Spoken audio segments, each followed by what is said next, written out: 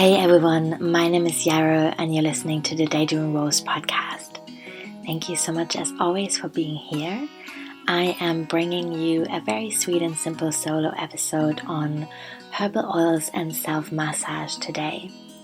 If you feel like listening to an interview and you haven't listened to the last one yet, I highly recommend the one that came out on Monday with Mia Rose, which was really beautiful. So that's a longer one, and if you want to treat yourself for the weekend, then I hope that will serve you well. Yeah.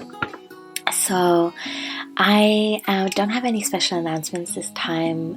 You can always become a patron if you appreciate the show. You're always welcome to leave a review. That would be amazing. But other than that, I'm just going to get straight to it. So I want to talk about herbal oils and self-massage because I've been feeling quite anxious lately, mainly about politics. I live in the UK, so Brexit is really big for us, but it's just one example of many things that are really deeply worrying right now. And so I've been trying to come home to my body as much as I can, and I'm taking a few tinctures that I've made and I find them really helpful. But I feel that people usually often turn to tinctures and teas first, and that maybe herbal oils are being overlooked a little bit. So I want to share about how I make them myself and also some tips around practices with them. So obviously a herbal oil can absolutely be anything you want it to be, and I really think that there's something very beautiful and playful about just being open and listening to what your body most needs right now. So that might be totally different, obviously, than to what I'm sharing with you now. But generally, I infuse oils with things like rose, lavender, sometimes hawthorn. I really love pine and chamomile. These are kind of my favorite plants to work with in oil. I often use almond oil, mainly because it's pretty cheaply available in a good quality where I am in the world. And that's important because I use a lot of it. But you can really use anything you like. You could also use olive oil or a mix, or maybe rapeseed oil, whatever feels good on your skin. So I think different oils really have different textures, and it's important to find something that really suits your skin type. So some people like to work with an oil that kind of stays on the skin a little bit longer. Some people want something that goes in right away so you can get dressed right after. Some people don't want the oil itself to have any scent, so not everyone likes coconut oil, for example. I personally, for some reason, really don't like sunflower oil on my skin. It kind of feels too greasy, but I know other people really love it, so play with that. Anyway, there's a couple of things you want to keep in mind when you're infusing oils to make sure that you don't have any spoilage. So the first thing is that you want to ideally work with very dry plant material. I think there's probably people who infuse fresh plant material. I've never done that. I don't know how it's safely possible. So I don't want to say it's impossible. I just don't know how. So I'll share how I work with dried material. So I usually either dry some plant material myself, or I buy it locally here already dried. And then I want to make sure that the jar I'm using is super clear and sterilized. I don't want any bacteria in there. That's just going to increase the risk of everything going wrong. And then I want to also make sure that everything I'm using, like spoons or lids, are super clean as well. And then I usually fill the jar 2/3 up with my plant material, and then I cover it with oil before I close the lid very tightly. And then there's different ways of kind of using warmth to infuse an oil. What I usually do is to keep an oil in a really warm, sunny spot for 3 to 4 weeks before I strain it. You can also simmer an oil in a double boiler if you have one on a very low temperature for 3 to 4 hours. I don't really have the setup for that, so I haven't tried that before and I can't really speak to it, but it is possible, and you'll find all the instructions if you just Google that.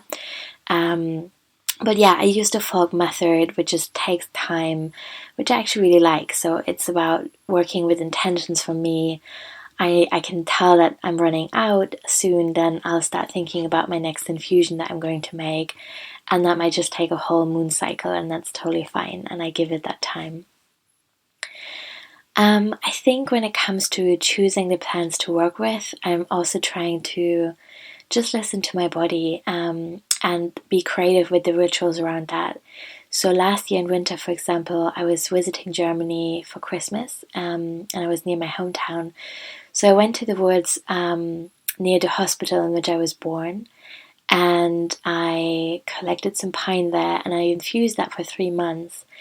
And then I made it into a balm, and I called it the Coming Home Balm, because it is, from my hometown where I was born. And that was really beautiful to make. I really enjoyed that. And what I'm straining this weekend is a chamomile infusion that's been going for a really long time. And chamomile to me feels really summery. So I was kind of setting that in motion in September and late summer when it was still warm, because I knew at this time in the year I would love something like chamomile to pick me up. So yeah, that works well for me. I would say having a relationship with plants just takes time, but it's also one of the easiest and most intuitive things that I know and love. So yeah. So either way, when you're done infusing your oil, you want to strain it, and you can do that with something like a cheesecloth. Some shops also have specific kind of muslin bags. So anything like that. I wouldn't recommend paper or tea towels. They're usually too tea towels are too thick, and any paper related stuff like toilet paper is just likely to rip, and then it's going to create a big mess and be very sad.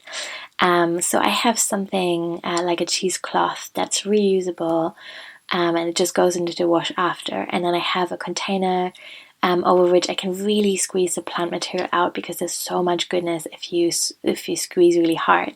So I give that some time.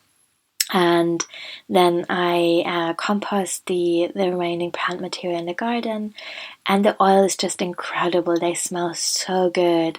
It's not a super strong scent usually, it's not overpowering. It's definitely not like essential oil, but it's very kind of, it just feels wholesome. I love it so much.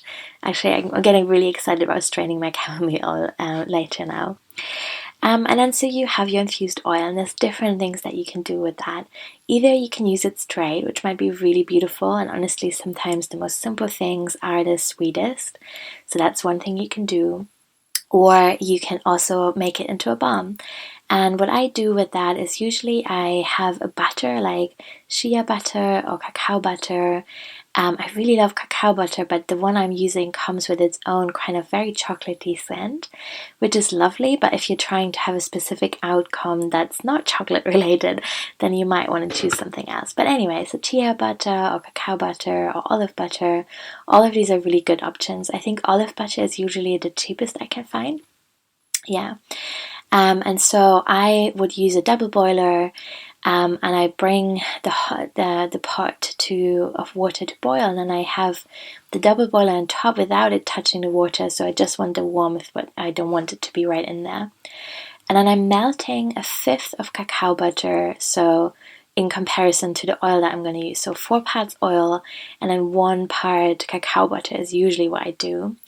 And again, that's something that's really fun and playful. Sometimes I also use 1/4 of cacao butter or less than that.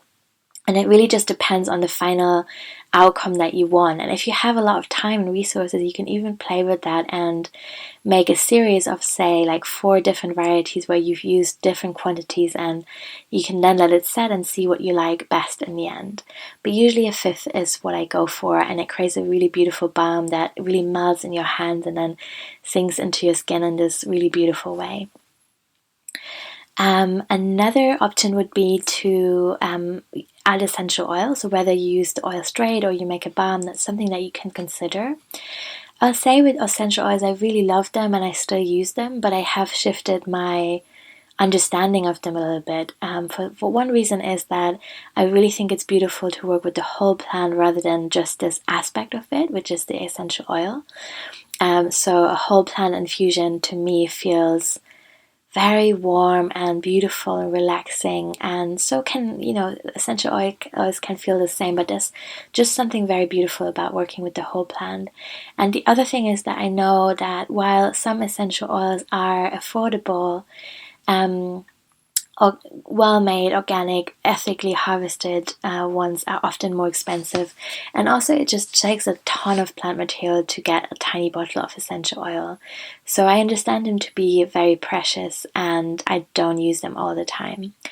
But something I do really love is working with citrusy ones. I don't know if I pronounced that correctly, but something like lemongrass or grapefruit or lemon is really beautiful, and I can't think of another way of getting this kind of really summery, uplifting smell into my oils other than using essential oils. Other essential oils I really love are geranium and rose. Rose is usually very expensive, but you also just need tiny, tiny amounts of it. And geranium is just super beautiful. It's very balancing to me, and just love coming home to the smell of geranium. Yeah. So you can add a few drops to your oil if you like, or you can leave it straight. Another thing I really love doing is to carry in my handbag or in my rucksack. I actually don't carry handbags. In my rucksack, I love having a little bottle, like a dropper bottle of oil that I've infused, tightly closed, of course.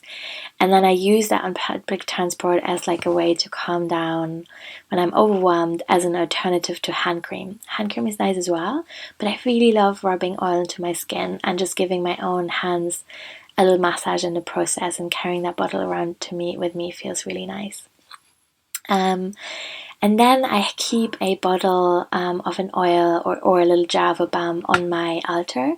And whenever I have time, and I wish I could say that's every day, at the moment it's not, but I like sitting down at my altar and giving myself a massage. And I think I'm talking a lot about self-massage in the Magic of Embodiment program. And like I said in the beginning, I was quite self-conscious about it. I wasn't sure if people were really into it, but the response has been so beautiful. And actually I think that's a practice that's so overlooked often. I don't hear a lot of people talking about it, and to really give it some thought and massage yourself the way you would massage a lover that you're really excited about, or your best friend, or your little baby, or your dog. But just spend some time with your own body without any expectation, just to feel what's feeling good for you. When I am anxious, one of my favorite practices is to massage my feet. So I'll sit down at my altar and I'll close my eyes, and sometimes my thoughts are just racing too much to really drop into a space of meditation. And I'll try, but I'll never push myself. And sometimes what feels easier and most accessible is just to get a little bit of the balm or the oil out, and to massage my hand and my feet in really slow, intentional strokes, really seeing what pressure feels good, and to really take the scent in as well. And to remember that my skin is the ultimate boundary of my body. There's so much to learn in how we treat this outer shell that we have. And our skin is also a really, really beautiful pathway for plants to come into our body and to be soothing or nourishing or uplifting, whatever we need in the moment. So yeah, I really hope you'll give this a try. One last thing that I want to share as a tip is I really love using affirmations on my labels. So I've been giving a typewriter by a friend, which I so appreciate, and I write these labels now. And so I will always think about something that is related to the intention of what I've created here. So for example, I have a balm that I'm looking at right now that's called My Body Is My Own. And I remember and recall that affirmation to myself when I use the balm. And then I have other things like soft vibes, or Big Bear Boundaries is an oil that I made for myself. So you'll come up with your own stuff, but I think that's a really beautiful thing to add to whatever it is that you're making. Okay, I'm wishing you a beautiful Friday, a really beautiful weekend. I'm super grateful you're here, and I'll come back next week with an interview. Bye!